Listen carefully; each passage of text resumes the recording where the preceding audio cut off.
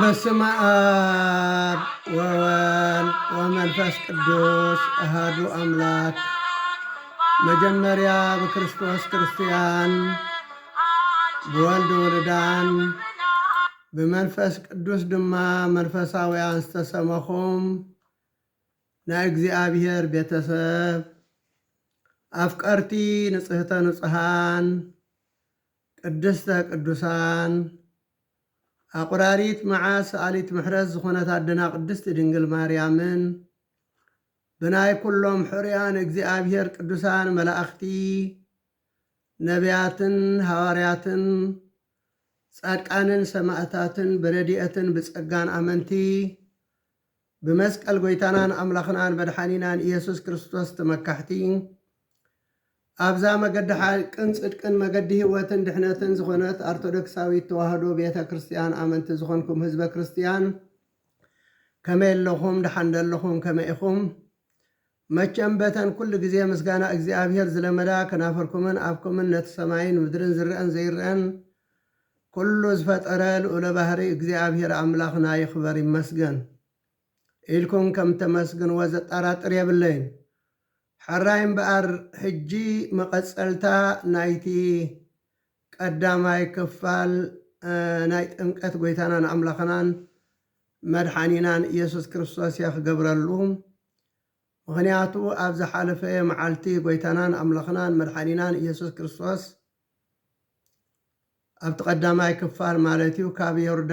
ካብ ገሊላ ናብ ዮርዳኖስ ናብ ዮሃንስ መጺኡ ብኢድ ዮሃንስ ከም ዝተጠመቐ ርኢና ነርና። ሎሚ እንሪኦ መድኃኒ ዓለም ክርስቶስ ስለምንታይ ብማይ ተጠሚቁ ዝብል እዩ። መድኃኒ ዓለም ክርስቶስ ስለምንታይ ብማይ ተጠሚቁን ዝብል ማይ ኩሉ ሰብ ኣብ ቀረባ እዩ ዝረኽቦ። ኩሉ ሰብ ማይ ኣብ ቀረባ ይረኽቦ። ጥምቀት ከዓ ወልድነት ስላሴ ንዝደሊ ንኩሉ ሰብ ብማዕረ እዩ ዝውሃቦ። ካልኣይ ኣብ ግዜ ኖህ ዓለምና ብማይ ኣይሂ ጠፊኣ ነበረት። ፈርዖን ንጉስ ግብፂ እውን ምስ ሰራዊቱ ኣብ ባሕሪ ኤርትራ ዝተሓለ ማይ ናይ ጥፍኣት ይሕሰብ ስለ ዝነበረ ማይ ናይ ድሕነት ምዃኑ ንምግላፅ እዩ ብማይ ዝተጠመቐ እዩ። ኣብ ቀዳማይ ጴጥሮስ ምዕራፍ 3:20 እንታይ ይብለና? እቶም ቀደም ብዘመን ኖህ እታ መርከብ ክስራሕ ኮላ እግዚአብሔር ብትዕግስቲ እናተጸበየን ኮሎ ምእዛዝ ዝኣበይዎ እዮም። ኣብታ መርከብ ሒደት ማለት 8 ነፍሲ በማይ ድሓና ይብል። ማይ ናይቲ ሕጂ ዘድሕነኩም ዘሎ ጥምቀት ምልክት እዩ ከዓ እዩ። እቲ ብትንሣኤ ኢየሱስ ክርስቶስ ብንጹህ ልሕልና ናብ ኣምላኽ ዝቐርብ ጸሎት እዩ እምበር ምሕፃብ ርስሓት ሥጋ ኣይኮነን ይብል። ስለዚ ማይ ኣታኽልቲ የለምልም፣ ጥምቀት ከዓ ልምላሜ ነፍሲ ይህብ፣ ማይ ርስሓት ሥጋ የጽሪ፣ ጥምቀት ድማ ንመርገምን ኣበሳን ሓጢኣት የንጽህ ስለ ዝኾነ ጎይታናን ኣምላኽናን መድሓኒናን ኢየሱስ ክርስቶስ እቲ ኩሉ ክረኽቦ ዝኽእል ብዘይ ገንዘብ ክረኽቦ ዝኽእል ኣቀረባ በማይ ኩሉ ሃብታም ይኹን ድኻ ይኹን ምእንቲ ክረኽበ ኢሉ ብማይ ተጠሚቑ። ካልኣይ መድኃኒ ዓለም ክርስቶስ ብመዓር ብጠስሚ ብካልእ ክቡር ነገራት እንተዝጥመቕ ነይሩ መዓርን ጠስምን ካልእ ክቡር ነገራትን ድኻታትን ድኻታት ብቐሊሉ ስለ ዘይረኽቦ ጥምቀት ድሕነት ማለት ናይ ሃብታማትን ናይ ብርጅዋታትን ጥራይ ምኾነ ነይሩ። መድኃኒ ዓለም ክርስቶስ ግና ማይ ኣብ ኩሉ ሃብታምን ድኻን ብቐሊሉ ኣብ ቀረባ ክረኽቦ ስለ ዝኽእል ብማይ ተጠሚቁልና ኩልና ካብ መርገም ሓጢአትና ምእንቲ ክንድሕን ኢሉ እዩ ጥምቀት ብማይ ዝሰርዓልና። እዙይ ጥራይ ኣይኮነን መድኃኒ ዓለም ክርስቶስ ብቐሊሉ ክግበር ዝኽእል ዝሰርዓልና። ኣብ ወንጀል ማቴዎስ ምዕራፍ 13 ምዕራፍ 3 ፍቅሪ 13 ኢየሱስ ክርስቶስ ብዮሐንስ ክጥመቕ ካብ ገሊላ ናብ ዮርዳኖስ መፀ ይብለና። ዮሐንስ ግና ኣነ ደኣ ናባኻ መፀ ብኣኻ ክጥመቕ ይግብኣን እምበር ንስኻ ዶ ናባይ ትመፅእ ኢሉ ኣበዮ። ጎይታናን ኣምላኽናን መድሓኒናን ኢየሱስ ክርስቶስ ግና ኩሉ ግብሪ ጽድቂ ክንፍጽም ይግብኣና እሞ ኣጠምቐኒ ዳ ኢሉ ምስ ፈቐደሉ ብድሕርዚ ተጠምቀ ዝብለና። ስለምንታይ እኔ ዮሐንስ መፂካ ኣጠምቐኒ ዘይበሎ ክንብል ንኽእል ኢና። ስለምንታይ ኣይበሎን? መፂካ ኣጠምቐኒ እንተዝብሎ ዮሐንስ እንዳጎየ ኸይዱ መጠምቆ ነይሩ። ግን ጎይታናን ኣምላኽናን መድሓኒናን ኢየሱስ ክርስቶስ ካብ ገሊላ ልዕሊ 360 ኪሎ ሜትር ዝኸውን ብርግፅ ኣይፈለጥኮን ብግምት እየ ዝዛረብ ዘለኹ። ምርጋፅ እኳ ረጊፀ ግን እቲ ኪሎ ሜትሩ ክፈልጦ ኣይከኣልኩን። 160 ኪሎ ሜትር ተጓዒዙ ናብ ዮሐንስ መፅኡ ኣጠምቐኒ ዝበሎ እንተልና ቀዳማይ ትሕትና ብግብሪ ንኽምህረና ስለ ዝደለዩ። እቲ ቀዳማይ ትሕትና ብግብሪ ብቓል ጥራይ ትሕትና ግበሩ ዘይኮነስ ትሕትና ብግብሪ ክምህረና ስለ ዝደለዩ። ካልኣይ ከዓ መፂካ ኣጠምቐኒ ኢልዎ እንተዝኸውን ነይሩ ሎሚ ሰበስልጣንን ሃብታማትን ብርጅዋታትን ናብ ገዛና መፂኩም ኣጠምቁና ምበሉ ነይሮም። ጥምቀት ድማ ናይ ሰበስልጣንን ናይ ሃብታማትን ናይ ብርጅዋታትን ጥራይ ምኾነ ነይሩ። ኩልና ብማዕረ ሃብታምናን ድኻናን ብርጅዋናን ኣብ ቤተ ክርስቲያን ብማዕረ ተጠሚቕና ድሕነት ረኺብና ናብ መንግስቲ ኣምላኽ ምእንቲ ክንኣቱ ኢሉ ንስሙ ምስጋና ይግባእ። መድኃኒ ዓለም ክርስቶስ ካብ ገሊላ ናብ ዮርዳኖስ ንልዕሊ 160 ኪሎ ሜትር ዝኣክል ብእግሩ መፂኡ ብኢድ ዮሐንስ ተጠሚቑ ጥምቀት ሰርዓልና። ቀፂልና ሰብ ኣብ ክንደ ዕድምኡ ክጥመቕ ይግባእ። ሰብ ክንደ ዕድመ ምስ በፅሐኡ ክጥመቕ ዝግብኦ። ዓበይቲ ዘይኣመንቲ እንተ ነይሮም ወለዶም ኣብቲ ዝኣመንሉ ንክርስቶስ ብምሉእ ልቦም ኣብ ዝተቐበሉሉ ግዜ ይጥመቑ። ኣብ ግብሪ ሃዋርያት ምዕራፍ 8 ፍቅሪ 26 ክሳብ 38 እንተሪኢና ዲያቆን ፊልጶስ ብመልኣኽ እግዚኣብሔር ተነጊርዎ ሓደ ሰብኣይ ኣዛዚ ኩሉ ገንዘባ ንንግስቲ ኢትዮጵያ ዝነበረ ኣብ ሰረገላ ተቐሚጡ መጽሓፍ ትንቢት ኢሳይያስ 53 ከም በጊዕ ናብ ማሕረድ ተሳሕበ ዝብል ስቅያት ናይ ክርስቶስ የንብብ ጸንሖሞ ፊልጶስ ቅርብ ኢሉ እዚ ተንቦ ዘለኻ ተስተውዕሎ ዶ ኣለኻ በሎ። እቲ ስሉብ ከዓ እቲ ነቢይ ብዛዕባ መን ይዛረብ ዘሎ እስኪ ንገረኒ ኢሉ ምስኡ ኮፍ ኣበሎ። ዲያቆን ፊልጶስ ከዓ ካብዛ ጽሕፍቲ እዚኣ ጀሚሩ ብዛዕባ ኢየሱስ ክርስቶስ ብስራት ሰብኸሉ። ክኸዱ ከለዉ ኣብ ማይ ዘለዎ ቦታ ምስ በጽሑ እቲ ስሉብ እንሆ ኣብዚ ማይ ኣሎ ከይጥመቀ እንታይ ይኽልክለኒ በሎ። ዲያቆን ፊልጶስ ከኣብዚ ኣሪኹም ዲያቆን ፊልጶስ ድማ ብኩሉ ልብኻ እንተኣሚንካ ይኾነልካ። ይሪኢኹም ብኩሉ ልብኻ እንተኣሚንካ። ዓበይቲ ምስ ኣመኑ ምስ ተቐበልዎ መጀመርያ ትነግሮም ምስ ነገርካ እዮም ምስ ተቐበልዎ ብምሉእ ልቦም ምስ ኣመኑ ይጥምቕ ማለት እዩ። ብምሉእ ልብኻ እንተኣሚንካ ይኾነልካ ይበሎም እሞ اتسلوب كأنتاي له اتسلوب يسوع كريستوس ود أملاك مخانو يأمن يبلا شو عكلتيم كابسر جلا وريدهم نافت مايكر في دياقون فيليبس كأ أتمو كم زبل عبيتي ولدهم زي آمنت انتنيرهم أبتز آمنوا له جزيان وانن مس آمنوا بملء لبهم مستقبل ون كريستوس يتأمق مالتي حسانات جنا بناي ولدهم حلافنت مخنياتو تم ولدهم كريستيان انت تسأنيهم آمنت كريستيان تتأمق انت تسأنيهم نكريستوس تقبلوا انت نيرهم بحلافنت مس ولدهم يتأمقوا ولا أبتق زيتيون اتم عبيتي ولدهم آمينهم تمهيرون كتأمقوا خلو اتم حسانات جن مس ولدهم يتأمقوا مخنياتو أقبر هواريات معرف 16 فقر 14 ترينا لديا اتبهالنا أملاخ اتفرح سبيت نبرات زبلنا نابتب أولوز زبلوز النبرة كتدب قويتا لباخ فتلا لديا مسدرا بيتا مستتأمكت كما آماني فريقهم رديا مسمن مسدرا بيتا مستتأمكت كما آمانيت قويتا انت تقبلكم نخوينكم سي نابتي آتيخون تقمط إلى لمنتنا إزبل نامن نابتي آتيخون تقمط إلى لمنتنا قد ونبلتنا إبل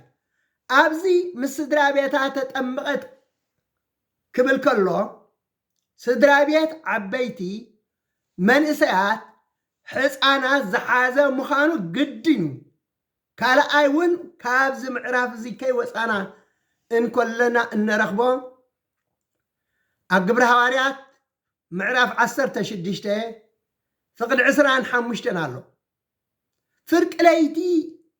مسكوني بلنا باولوسن سلاسن أبيت ما أسرتي تأثيرون كسقليون كزمرون كلو إتي بيت ما أسرتي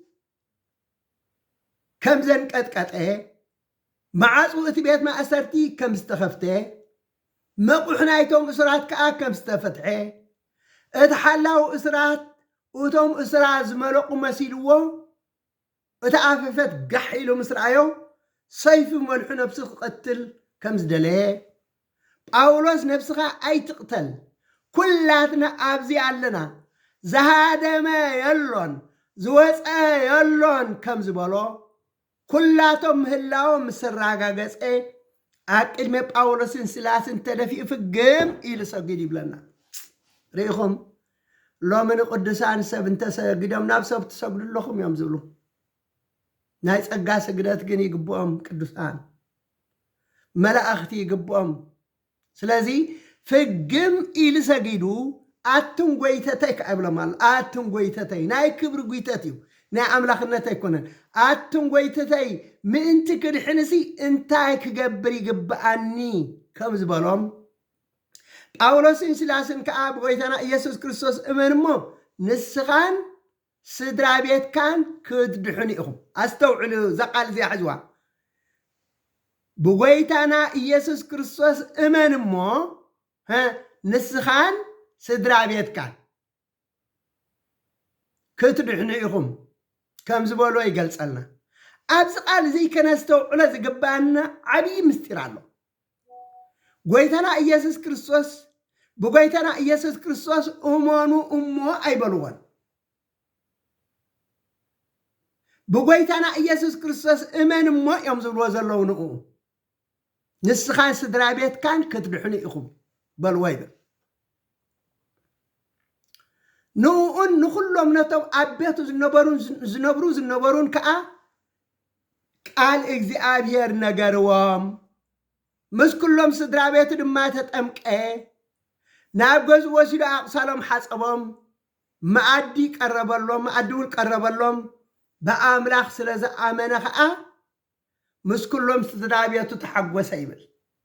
كابز قال زي انت إنا نمهار بقويتنا يسوع كريستوس إمن مون السخان سدرا بيت كان كتدحنيهم بلوك بالكله سدرا بيت كان سبيتي جميرو بملؤ منسيات حصانات زحزتها انت خنقنا نتا آلاي نايتا سدرابيت نتا أم حدار نايتا سدرابيت نتا أبو نايتا سدرابيت زخونة إمان مو يبلولو إمان مو نسخان سدرابيت كان كتدحنو إخوم مبالوم ጳውሎስን ሲላስን በሓላፍነቱ ክትእመቁ ከም ዝኽእሉ ዝገልጽ ቃል ምዃኑ ክርዳእ ይግባአና ኢኹም እንተም ስድራት ቤት ኮእመን ይበልዎምን ነቲ ሰብኣይ ጥራይ እመን እሞ ንስኻን ስድራ ቤትካን ክትድሕኑ ኢኹም ዝበልዎ ቀፂልና ሕፃናት ኣይኮነን ምስ ተወለዱ ኣከርሰ ኣድኦም ኣብ ማህፀን ኣድኦም ከይተሃንፁ ምስ ተሃንፅውን መንፈስ ቅዱስ ይቕበሉ እዮም ልብ ንበል ንርአ ኣይኮነን ምስ ተወለዱሲ ከይተወለዱ ኣትሒዞም እግዚኣብሔር ኣምላኽ መንፈስ ቅዱስ ከም ዝሓድሮም ይገብር ንእግዚኣብሔር ዘይከኣሎ ነገር ዝፅግሞ ነገር ዝሽገሮ ነገር ወላ ሓንቲ የለን ነስተውዕል ሕጂ ገሊኦም ተጠራጠርቲ ሕፃናት ከይኣመኑ ክጥመቁ ኣይግባእን እናበሉ ኣንጻር ቃል ኣምላኽ ሰብኩ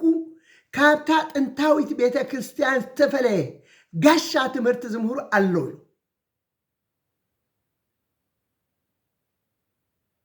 ቃል ኣምላኽ ግና ኣይኮነን ምስ ተወልዱስ ኣብ ማህፀን ኣዴታቶም ከይተሃንፁ ኮነ ምስ ተሃንፁ ብናይ ወለዶም ቅድስናን ንጽህናን መንፈስ ቅዱስ ከም ዝውሃቦም እዩ ዝገልጸልና ሪኢኹም ብናይ ወለዶም ንጽህናን ቅድስናን ከይተሃንፁ ዋላ ኣብ ማህፀን ኣዲኦም ከሎ ከዓ መንፈስ ቅዱስ ከም ዝውሃቦም መጽሓፍ ቅዱስ ዝገልጸልና ንኺድ ኣብ ወንጌል ሉቃስ ምዕራፍ 1 ፍቅዲ 15 ተሪኢና ቅዱስ ገብርኤል መልኣኽ ንኻን ዘካርያስ ከበስሮ እንከሎ ጸሎትካ ተሰሚዑልካ እሞ ሰበይትኻ ኤልሳቤጥ ወዲ ክትወደልካ ስሙ ዮሃንስ ክትሰሚዕኻ ንሱ ሓጎስን ፍስሓን ክኾነልካ እዩ ብልደቱ ከዓ ብዙሓት ክሕጎሱ እዮም ኣብ ቅድሚ እግዚኣብሔር ዓብዪ ክኸውን እዩ ኣብ ከርሲ ኣዲኡ ከሎ መንፈስ ቅዱስ ክመልኦ ይበሎ እግዚኣብሔር ኣምላኽ ይመስገን ኣበይ ከሎ ኣብ ከርሲ ኣዲኡ ከሎ ኣብ ማህፀን ኣዱ እንከሎ መንፈስ ቅዱስ ክመልኦ እዩ ንብዙሓት ህዝቢ እስራኤል ናብ እግዚኣብሔር ኣምላኾም ክመልሶም ይበሎ ይብለና ስለዚ ክቡራት ክርስቲያን ክርስቶሳውያን ዮሃንስ መዓስ መንፈስ ቅዱስ ተመሊኡ መዓስ መንፈስ ቅዱስ ሓዲርዎ እንተይልና ጋና ኣብ ማህፀን ኣዱ እንከሎ ኣብ ማህፀን ኣዱ እንከሎ መንፈስ ቅዱስ ስለ ዝሓደሮ እዩ ከዓ ኣደና ቅድስቲ ድንግል ማርያም ንኤልሳቤጥ ክትሪኣ ኢላ ምስ ከደት ኣቱን ገዛ ደሓን ደው ዒልኩም ምስ በለት ኣብ ማህፀን ኣዲኡ ኮይኑ ብሓጎስ ዝተሳራሰረ ብሓጎስ ዝዘለለ ብሓጎስ ዝዓንደረ ንኤልሳቤጥ መንፈስ ቅዱስ መልኣ ዓዊላ ከዓ ንስኺ ካማነስቲ ብርኽቲ ኢኺ እቲ ኣብ ማህፀንኪ ዘሎ ሕፃን ብርኺዮ ኣዶ ጎይታይ ናባይ ክትመፅእ እዚ ካበይ ኮነለይ እንሆ ድምፂ ሰላምታ ከም ሰማዕኩ እቲ ኣብ ከርሰይ ዘሎ ሕፃን ብሓጎስ ተሳራሰረ ዝበለት እግዚኣብሔር ኣምላኽ ይመስገን ሪኢኹሞ ዮሃንስ ኣብ ማህፀን ኣዱ ኣብ ከርሲ ኣዱ እንከሎ መንፈስ ቅዱስ መሊእዎ ነበረ ካብዚ እንታይ ኢና ንምሃር ዮሃንስ መጥምቕ ኣብ ማህፀን ኣዲኡ ከሎ መንፈስ ቅዱስ ስለ ዝተመልአ ዓብዪ ኾነ እሞ ንብዙሓት ህዝቢ ናብ ንስሓ ጥምቀት እናጥመቐ ናይ ንስሓ ጥምቀት እናጥመቐ ናብ እግዚኣብሔር ኣምላኾም መለሶም መድሃኒ ዓለም ክርስቶስ ኣብ ወንጌል ማቴዎስ ምዕራፍ 11 ፍቅዲ 11 እንተሪኢና ከምዚ ይብል ብዛዕባ ዮሃንስ ካብ ኣንስቲ ካብ ዝተወልዱ ካብ ዮሃንስ መጥምቕ ዝዓቢ ሓደ እኳ ከም ዘይተንስአ ብሓቂ ይብለኩም ኣለኹ በለ ምኽንያት ዮሃንስ መጥምቕ ወለዱ ካህን ዘካርያስን ኤልሳቤጥን ኣብ ቅድሚ እግዚኣብሔር ጉድለ ዘይብሎም ጻድቃን ስለ ዝነበሩ ኣብ ከርሲ ኣዲኡ ከሎ ብመንፈስ ቅዱስ ስለ ዝተመልአ መንፈስ ቅዱስ ስለ ዝሓደሮ ብዘይካ ክርስቶስ ካብ ኣንስቲ ካብ ዝተወልዱ ንዮሃንስ መጥምቕ ኣብ መንግስተ ሰማያት ዝዓብዮ የልቦን ተባህለ እግዚኣብሔር ኣምላኽ ይመስገን ቀፂልና ካልእ እንሪኦ ኣብቲ ንቢተ ኤርምያስ ምዕራፍ 1 فقد حمشته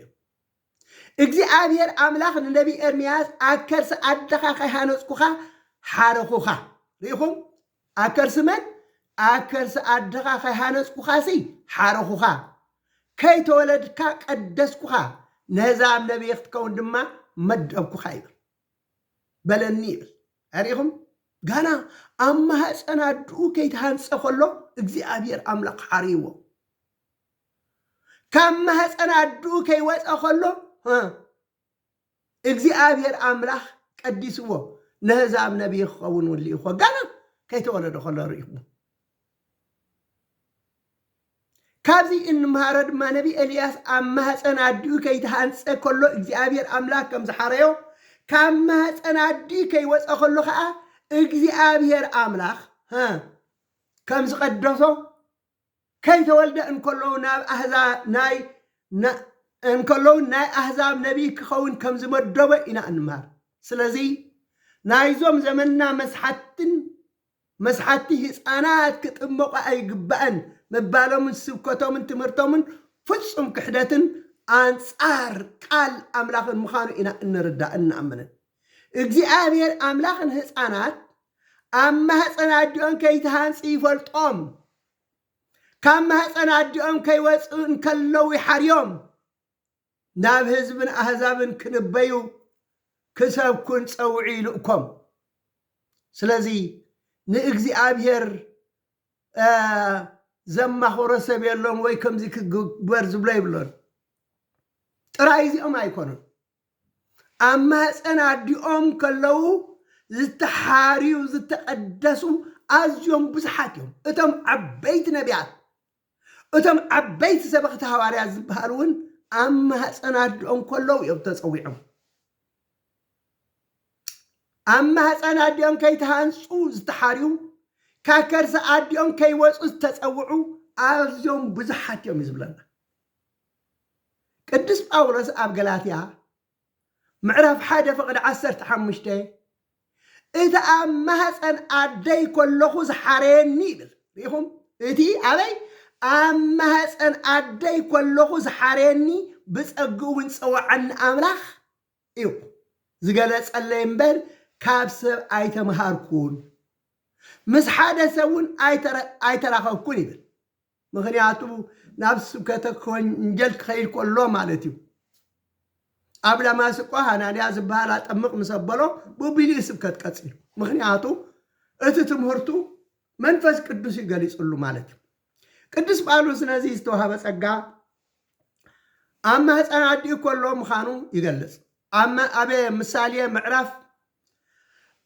13 ኣብ መሳፍንቲ ምዕራፍ 13 ፍቅዲ 2 እንተሪእና እውን ማኑህየ ሰበይቱ መኻን ነበረት እሞ መልኣኽ እግዚአብሔር እንሆ ክትጠንሲ ኢኺ ወዲ እውን ክትወልዲ ኢኺ እቲ ቆልዓ ካብ ዝውለድ ጀሚሩ ናይ እግዚአብሔር ናዝራ ክኸውን ይበላ ይብል እታ ሰበይቲ ወዲ ወለደት እሞ ስሙ ሳሙኤል ሰሚያቶ እቲ ቆልዓ ከዓ ዓብየ እግዚአብሔር ድማ ባረኾ መንፈስ እግዚአብሔር ድማ የናቃቅሖ ነበረ ሳሙሶን መንፈስ ቅዱስ ብሕፃኑ ስለ ዝሓደሮ ሓያል ከም ዝነበረ ይዝገልፀልና እቲ ፅሑፉ ቀፂልና ኣብ ትንቢተ ኢሳይያስ ምዕራፍ 49 ፍቅዲ 1 ክሳብ 5 እንተሪእና እውን ነቢ ኢሳይያስ ከምዚ ይብል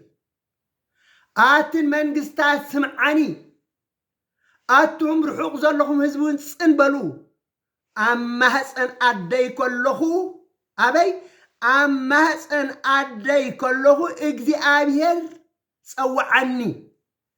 ካብ ከርሲ ኣደይ ጀሚሩ ባሪኡ ገበረኒ ይብል ሪኢኹም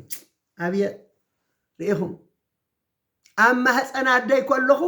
እንታይ ገበረ እግዚአብሔር ፀዋዓኒ ካብ ከርሲ ኣደይ ጀሚሩ ባሪኡ ኸውን ሓረየኒ ይብል እግዚአብሔር ገና ካብ ማህፀን ኣደይ ከይተወለድኩ ከለኹ ሓረየኒ ንህዝቡ ናብኡ ክመልሶም ነቶም ዝተበተኑ ህዝቢ እስራኤል ናብኡ ምእንቲ ክእክቦም ባሪኡ ገበረኒ ይብል ቅዱሳን ሰባት ጋና እግዚአብሔር አማህፀን አዶም እንከለው እግዚአብሔር ይጽውዖም አማህፀን አዶም እንከለው እግዚአብሔር ይመርጾም ይሓርዮም ስለዝኾነ ነቢ ኢሳያስ ከምዚ ስለዚ ሕፃን ክጥምቕ ኣይግባእን ብሕፃን ከኣኻ ተጠሚቃ ሕጂ ንዓ ተጠምቕ እናበልካ ካልኣይ ምጥማቕ እሞ ከዓ ብመዓርገ ክህነት ዘይብሎም ኣንጻር ቃል ኣምላኽ ከቢድ ገበንን ስሕተትን ክሕደንን ስለ ዝኾነ ካብዞም ከምዚኦም ዝበሉ ናይ ዘመንና መስሓትን መታለልትን ክንጥንቀቕ ይግባአና ኣብ ዘበነ ኣበውን ኣብ ዘበነ ብሉይ ኪዳንን ቃል ኪዳን ብግዝረት እዩ ነይሩ ኢሉና ቃል ኪዳን ብምንታይ ነይሩ ብግዝረት ኣብ ዘመነ ሓድሽ ኪዳን ግና ግዝረት ብጥምቀት ተተኪኡ ዘሎ ኣብ ዘበነ ኣበው ዝበሃል ካብ ሙሴ ንኔው ዝነበረ ዘበን ኣበው ዝበሃል ዘበን ብሉይ ኪዳን ከዓ መጽሓፍ ተጻሒፉ ስለ ዝነበረ ከዓ ኣብ ዘበን ካብ ሙሴ ክሳብ ልደተ ክርስቶስ ዘሎ ከዓ እዚ ዘበነ ብሉይ ኪዳን ይበሃል ሕራይ ኣብዚ ግዜ እዚ ቃል ኪዳን ብግዝረት እዩ ነይሩ ኣብ ዘመነ ሓድሽ ኪዳን ግና ግዝረት ብጥምቀት ተተኪኡ ዘሎ ሎሚ ምናልባት ንስጋና ክንብል ብስጋና ዝጠቕመና እንተኮይኑ ክንግዘር ንኽእል ኢና ንብመንፈስ ኢልና ግና ይንግዘርን ምክንያቱ ግዝረት ብጥምቀት ተተኪኡ ሕራይ ኣብዚ ክርኢና ኣብ ዘመነ ኣበው ግዝረት እዩ ብጥምቀት ኣብ ዘመነ ኣበው ግዝረት እዩ ብጥምቀት ድማ ምትክኡ ዝነበረ ኣብ ዘፍጥረት ምዕራፍ 17 ፍቅዲ ቅድሚ ኣብ ዘመነ ኣበው ግዝረት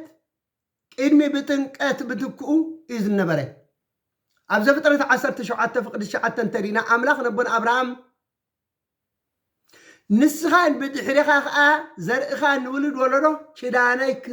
ክትሕሉ ኢኹም ወዲ ተባዕታይ ኩሉ ይገዘር ኢሉ ኢኹም እግዚአብሔር ኣምላኽ ሲነቦን ኣብርሃም እንታይ ኢልዎም ንስኻን ብድሕሪኻ ከዓ ዘርእኻ ንውልድ ወለዶ ኪዳነይ ክትሕሉ ኢኹም ወዲ ተባዕታይ ኩሉ ይገዘር እዚ እቲ ኣባይን ኣባኹምን ዘሎ ምልክት ኪዳን ክኸውን እዩ ሸሞንተ መዓልቲ ዝገበረ ኩሉ ይገዘር ይብሉ ክንደይ መዓልቲ ዝገበረ ሸሞንተ መዓልቲ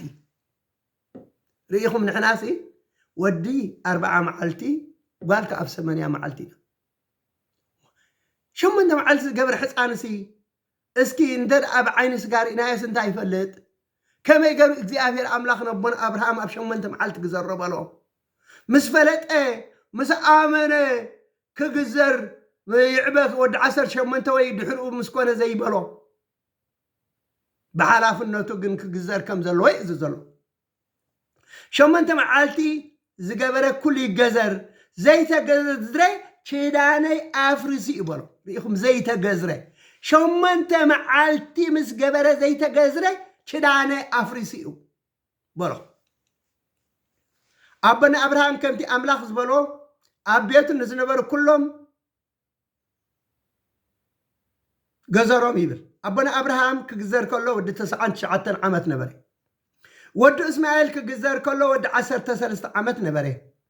ኣብ ዘፍጥረት ምዕራፍ 21 ፍቅዲ 4 እንተሪኢና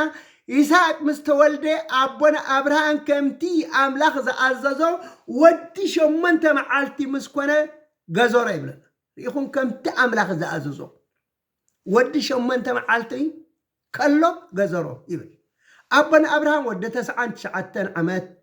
ወዲ እስማኤል ወዲ 13 ዓመት ይስሐቅ ወዲ ከዓ ወዲ 8 መዓልቲ ከሎ እዮም ተገዚሮም ስለምንታይ እንተኢልና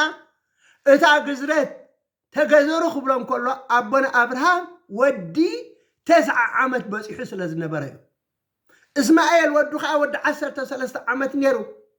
ይስሐቅ ግን ኣይተወለደን ነይሩ ትውልድ ምስ ኣበለ ግን ኣብ ሻሙናይ መዓልቲ ተገዚሩ ስለምንታይ ቃል ኪዳን እኮ እዩ ባዕሉ ክሳብ ዝመርፅ እውን ዝበሎ ክሳዕ ዝገብር ይፅንሓ ኣይተባህለን ስለዚ ኣብ ሎሚ በፂሕካ ጥምቀት ብሕፃንካ ኣኻ ተጠሚቃ እሞኖ ሕጂ ሎም ተጠመቕ ማለት እዚ ንዝናን ንኽብርን ናይ ገዛእ ርእስኻ ንምግባር እምበር ቤተ ክርስቲያን እተ ጥንታዊት እተን ቀዳሞት ኣብያተ ክርስቲያናት ዘይፈጸምኦ ብሃዋርያት ዘይተቐበልዎ ሓድሽ ሕጊ እዩ ኣብ መንጎ እንተሞይቱ ዝቆልዓ እዙይ እንታይ ይኸውን ከይተጠመቐ ዘይተጠመቐ ናብ መንግስቲ ኣምላኽ ኣይኣቱን እዩ ተባሂሉ ኣሎ እዚ ቆልዓ እዙይ ብሕፃን እንተሞይቱ ኸ እንታይ ይኸውን ናበይ ክኸይድ ናብ ሲኦል እዚ ዘገርም እኮ እዩ እንታይ ዝኣመሰለ ፍልስፍና ብሓቂ ድዩ እምነት ኣምላኽ ኣለዎም እዞም ከምዚ ኢሎም ዘስተምህሩ እዚ ብሓቂ እምነት ኣምላኽ ኣለዎም ዶ ኢኻ ትብል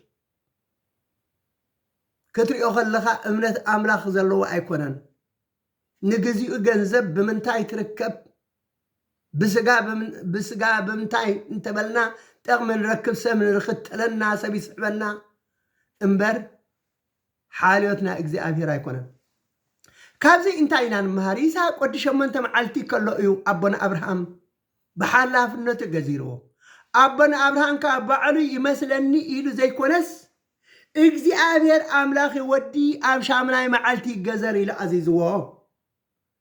ስለዚ ኣኻ ቅድስቲ ቤተ ክርስቲያንና ቁኑዕ እምነት ስለ እትኣምንን እትኽተልን ትእዛዝ እግዚኣብሔር መሰረት ብምግባር ከንቃል እግዚኣብሔር ሕፃናት ወዲ ኣብ 40 መዓልቱ ጓል ኣብ 80 መዓልታ ኣዴታት ካብቲ ደም ሕርሰን ምስ ነፃሃ ሕፃናት ከምቲ ሕጊ እግዚኣብሔር እዞ ጥምቀት ትፍፅም ዘላ ኣብ ዘሌዋውያን ምዕራፍ 12 ፍቕዲ 1 ንመልከት ናይ ዘመንና መስሓትን መታልትና ቃል እግዚኣብሔር ካብ ቃል እግዚኣብሔር ወፃኢ ብድልዮቶምን ብስምዒቶምን ስለ ዝምርሑ ከምቲ ሃዋርያ ይሁዳ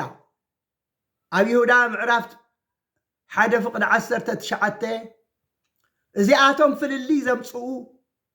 ብባህርያዊ ስምዒቶም ዝምርሑ መንፈስ ቅዱስ ዘይብሎም ሰባት እዮም ከም ዝበሎም ሕፃናት ክጥመቑ ኣይግባን እናበሉ ፍልሊ የምፅሉ መድሃኒ ዓለም ክርስቶስ ዘይገበሮ ሃዋርያት ዘይመሃርዎ ፈጸምቲ ትንቢት ስለ ዝኾኑ ንብዙሓት የስሕቱ ንብዙሓት የታልሉ ንብዙሓት የጋግኣሉ ኣብ ወንጌል ቀዳማ ዮሃንስ ምዕራፍ 4 ፍቕዲ 1 እንታይ ይብል ኣትም ኣሕዋተይ ብዙሓት ሓሰውቲ ናብ ዓለም ተዋፊሮም ኣለዉ እሞ እቶም መናፍስቲ ካብ ኣምላኽ እንተኾይኖም መርምሩ እምበር ንመንፈስ ዘበለ ኩሉ ኣይትእመንዎ ይብል ስለዚ ነዞም ሓሰውቲ ክንፈልጦምን ከነልዮምን ይግብኣና እዩ ጎይታይ ስለ ዝበሉ በዚ ኢየሱስ ስለ ዝበሉ ብኸምዚ ምዕቀነ ኣይኸውንን እዩ ምክንያቱ ባዕሉ ኢልና መድሃኒ ዓለም ክርስቶስ ጎይታይ ዝብለኒ ኩሉ ናብ መንግስቲ ኣምላኽ ዝኣቱ ኣይምሰልኩም ኢልና በታ መዓልቲ እቲኣ ይብል በታ መዓልቲ እቲኣ መዓልቲ ፍርዲ ማለት እዩ ጎይታይ ብስንካስ ንንበደ ኣይነበርናን ብስንካስ ኣጋንንቲ ለነውፃእ ኣይነበርናን ብስንካስ ንምህርዳ ኣይነበርናን ክብሉን እዮም ኣነ ግና ኣቱም ገበርቲ ዓመፃ ኣይፈልጠኩምን እየ ካባይ ረሓቁ ክብሎም እያ ኢሉና ስለዚ ጎይታይ ስለ ዝበሉ በዚ ከይንስሕት በዚ ከይንደናገር እቲ ሓቂ መሰረት እምነትና ኣፅኒዕና በዚኣ ክንከይድ ይግባአና እዩ ሕራይ ሕፃናት ናባይ ይምፁ ግደፍዎም ረዩ መድሃኒ ዓለም ክርስቶስ ሕፃናት ብዝያዳ የድልይዎ ናብኡ ክመፁ ኣብ ወንጌል ማቴዎስ ምዕራፍ 19 ፍቕዲ 13 ኣብ ወንጌል ማርቆስ ምዕራፍ 10 ፍቕዲ 13 ከም እንረኽቦ ናብ ጎይታና ኢየሱስ ክርስቶስ ሕፃናት ኢዱ ኣንቢሩ ክባርኽዎም ኣምፅዎም ይብል መን ወለዶም እሲ እቶም ሕፃናት ዝፈልጦ ነገር የብሎምን ወለዶም ግን እቶም ሕፃናቶም إذا أنبروا خبار خلهم أمسوهم دك أمزام التجنان وطوم زمسوهم قسسوهم تايلكم ممزم حسانات يوم تمسوهم ملسوهم إلهم قسسوهم يبل دك أمزامرتو يسوس كريستوس قنا أزي مصر آية أستوعلوا يسوس كريستوس قنا أزي مصر آية تقطعوا حساناتنا لا يمسو قدفوهم من قست أملاخنا خمسي أمزع أزبلو يامو أيتخل كلهم بلعلو ليخم بزيادة بلوخا عبيتي حسانات يدليوهم صوريات نصحات حنتي كم حنت تسألي حنت قرحنتي حنت بسر زي باللوم سلازخونو كير مع عبيتي حساناتنا بأخو مصيبهم يسوس قنا زي مصر آية تقطع حساناتنا ما يمسو قدفوهم من قست أملاخنا زون كم زي أم زبالي أمو أيتخل كلهم من قست أملاك كم حسان كوينو زي تقبلا كتو كم زي آتوا بحقي بلكم ألوخ إنا بلح حقفو إذا أنبروا بارخهم رئيهم إذا أنبر بارخهم انت باريخك مداني على كريستوس انت عين مركابيو منفس قدوس ملا صقاي حضرك إذا سبعتك زياتهم كحصانات منفس قدوس نخي يقبلوا منفس رخوص نخملو يوم كتمقوا يا بالله مزبلو زلو منفس قدوس من تخي حضرو صقا أملاخ من تخي حضرو منفس أملاخ من تغي حضرهم حسانات كتمقوا يا بالله من سفر عقان انتي سفر زيت او انتي نخخونو علامهم مدبهم ازيو امبر حسانات كبارخو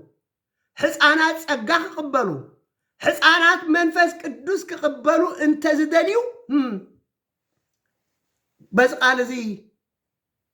كابزي متردد نيرم حقف إذا أنبير بارخم يبل أتم لومي حسانات كتمبقى أي قبان النابلكم اتخلكلو مدهاني آلان كريستوس يتقطعكم كنزلو فليتكم كاقيقاكم تملسون كاقيقاكم تأرمون نسبات أي تتاللو أي تسحتو أي تتالو أي تسحتو دك أمزامرتو حسانات نابيتهم صوام علىكم ملسوهم مسبلوهم نتن ولدهم زمصوهم قويتانا أملخنا نملحانينا يسوع كريستوس تقطعوا حساناتنا ما يمصوا قدفوهم أيتخلكلوهم يلو حقفوا إذا أنبروا بارخهم يزبلنا سلازي كي بارخوا ديهم تخلوهم زلهم صقا خي يقبلوا منفس قدوس كي حضرهم منالبات كال علامة كال مدب انتليكم خوني خيليو انت الأحس أنات كبارخو خينهم منفس قدوس كحضرهم صقا خملؤوا انت خينهم كما صلوهم كتمقوا اللوهم أبي ماتيوس معراف 21 فقرة 15 مداني أنا كريستوسنا بيت مقدس وسأنا النابلو بخبري مسأتوه حسانات أبتي بيت مقدس عويلهم وسأنا نوداو يتكبلو مسرائي فريساويان حارقوا إذا حسانات زبلوا زلوا تسمع دا الله خابلوا يبلنا يسوس كأوه إتي مزمور داويت معراف شمنت فقد خلتك أف حسانات قلعن مسقانا أدلو خازبلتين بيتدو أنببكم خم بلوم يبل كابزي انت إنان مهار حسانات أي فلتون حسانات أي أمنون حسانات منفس أملاك قبول أي قبان مبال جاقاي سحتاتوني نظام حسانات زيهم ماني ميروهم ماني خوص أنا نودر داويت بولي إلوهم انتبلنا مالسو منفس قدسيو أوشت أم كوين خوص أنا نابلو أزم ميروهم سلازي حسانات نبيت أملاك يمسون مالت زي جاقاي أقبر هواريات معراف كلتي فقد سالسان شوعتن ترئينا قدس باولوس أبتانا مجمريا سبكوتو نتم هزبي بزعبا قبر مدحان مداني آلان كريستوس أسفحو مسقلت اللهم إتم هزبن هواريات أتمحواتنا انتاي نقبر بلوائز بلنا ቅዱስ ጴጥሮስ ተነሱ ሕገት ሓጣት ምእንቲ ክትረኽቡ ድማ ነብስ ወከፍ ሕፃን ኣይበለን ዓበይቲ ጥራ ኣይበለን ነብስ ወከፍ ብስም ኢየሱስ ክርስቶስ ይጠመቕ እግዚአብሔር ዝህቦ ሕያው መንፈስ ቅዱስ ከዓ ክትቅበሉ ኢኹም በሎም ይብለና ሕያው መንፈስ ቅዱስ ከይቅበሉ ዲ ዝኽልከሉ ዘሎ ሕፃናት ይጽንሑ ዝበሃል ዘሎ ሕያው ናይ መን ክቅበሉ ናይ ኣጋንንቲ ናይ ሰይጣውንቲ ነብስ ወከፍ ብስም ኢየሱስ ክርስቶስ ይጠመቕ እግዚአብሔር ዝህቦ ሕያው መንፈስ ቅዱስ ከዓ ክትቅበሉ ኢኹም ምኽንያቱ እቲ ተስፋ ንኣኻትኩምን ንደቅኹምን ነቶም እግዚአብሔር ኣምላኽና ፀውዖምን ይበሎም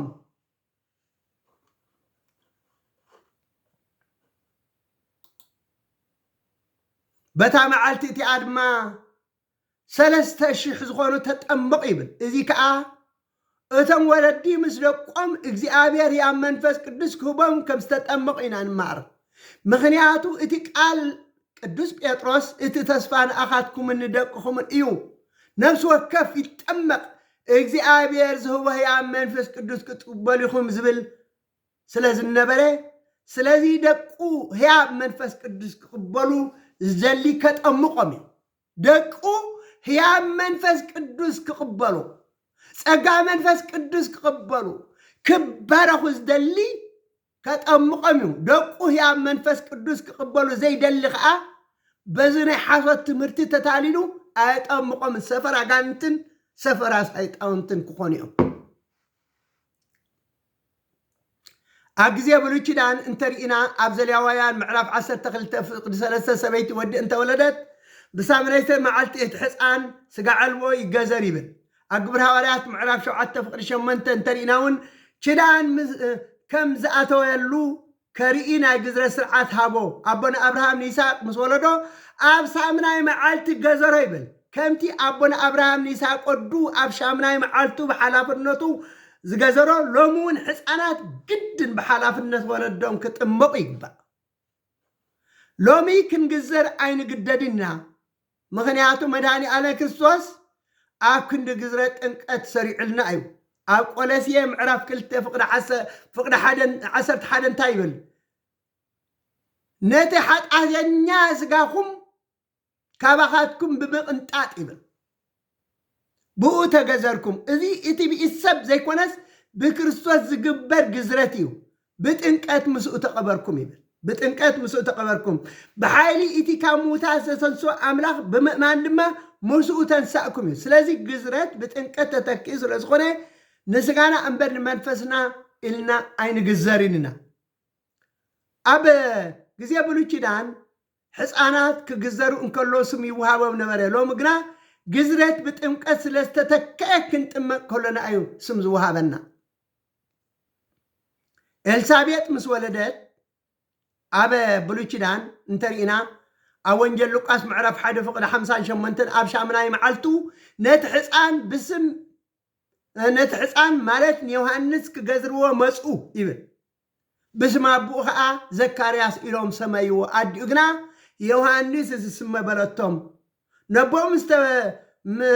ነቦ መን ተባሂሉ ክስመ ከም ዝደሊ ብፅሑፍ ክነግሮም ሰሌዳ ምሳብዎ ድማ ኣበ ዮሃንስ ካህን ዘካርያስ ዮሃንስ ኢሉ ምጽሓፈ ኩሎም ተገረሙ ሹ ኣፉ ተኸፍተ ልሳን እውን ተፈትሐ ንኣምላክ ኣመስገና ይብል ኢየሱስ ክርስቶስ ምስ ተወልደ ድማ ኣብ ወንጌል ሉቃስ ምዕራፍ 2 ፍቅዲ 21 ኣብ ሻምናይ መዓልቱ ክገዝርዎ እንከለው ከምቲ ገና ኣከርሲ ኣዱ ከይተጠምቀ ከሎ እቲ መልኣኽ ሰመዮ ዮሃንስ ኢሎም ሰመይዎ ይብል ሎሚ ግና ግዝረት ብጥምቀት ስለተተክዐ ሕፃናት ክጥመቑ እንከለው እዮም ኣብ ቤተ ክርስቲያን ስም ዝውሃቦም ነስተውዕል ዘለና ኣብ ግዜ ብሉይ ኪዳን ስም ዝወፅኦም ዝነበረ ስም ዝውሃቦም ዝነበረ ኣብ ሻምናይ መዓልቲ ክግዘሩ ከለው እዮም ሎሚ ግዜ ኣብ ሓድሽ ኪዳን ግን ጥምቀት ብግዝረት ስለዝተተክዐ ኣብ ክንዲ ግዝረት ጥምቀት ስለተተክአ ኣብ ቤተ ክርስቲያን ክጥመቑ ከለው ሽም ይወጾም ሽም ይወሃቦም ኣሎ። ሕራይ ክቡራት ክርስቲያን ክርስቶሳውያን ናይ እግዚኣብሔር ቤተሰብ ጽን ኢልኩም ስለሰማዕኩምን የመስግን። ጸጋ ጎይታናን ኣምላኽናን መድሓኒናን ኢየሱስ ክርስቶስን ፍቕሪ ኣምላኽን ሕብረት መንፈስ ቅዱስን ምስ ኩላትና ይኹን። ስብሃት ለእግዚአብሔር ወለወላዲቱ ድንግል ወለመስቀሉ ክቡር አሜን። ሕራይ እምበኣር ናብ ኩሉ ክባጻሕ ሸር ክትብልዎ፣ ላይክ ክትገብርዎ፣ ሳብስክራይብ ክትገብሮ ሓደራ እናበልኩ እግዚአብሔር ኣምላኽና ዝተባረኸ ዝተቐደሰ በዓለ ጥምቀት ይግበረልና፣ ሰላም ቅነ ይግበረልና እናበልኩ ሰላም ወዓሉ።